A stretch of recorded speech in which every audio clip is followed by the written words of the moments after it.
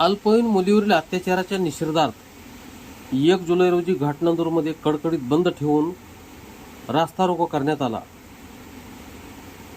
22 जून या रोजी घाटनांदूर येथील अल्पवयीन मुलीवर लैंगिक अत्याचार झाल्याची घटना उघडकीस आली। या प्रकरणी पीडितेच्या फिर्यादीवरून अंबाजोगाई ग्रामीण पोलीस ठाण्यात आरोपी रामेश्वर नारायण बंडे यांच्या विरोधात अट्रॉसिटी कायदा, बाल लैंगिक अत्याचार प्रतिबंधक कायदा, पोक्सो अंतर्गत गुन्हा दाखल करण्यात आला।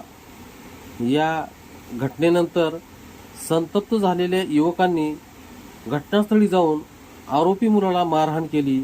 त्यानंतर आरोपीच्या आईवडिलांनी त्या तरुणाविरुद्ध पोलीस ठाण्यात जाऊन तक्रार दाखल केली। त्यामुळे गावात तणावाचे वातावरण निर्माण झाले होते। त्यामुळे दलित समाजाने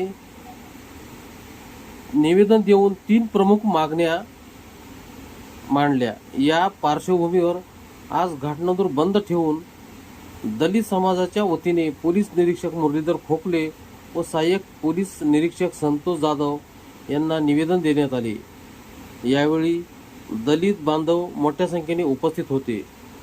निवेदनातील प्रमुख मागण्या: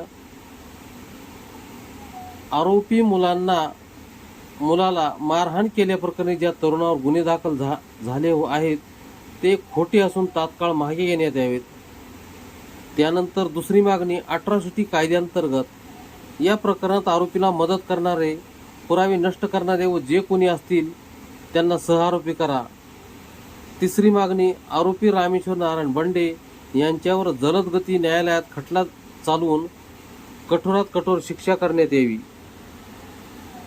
पीडित मुलीला न्याय मिळाला पाहिजे। त्याचबरोबर निष्पाप तरुणांना खोट्या गुन्ह्यातून अडकवू नये।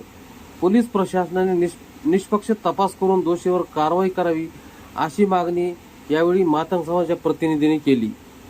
या दरम्यान चोख बंदोबस्त ठेवण्यात आला होता।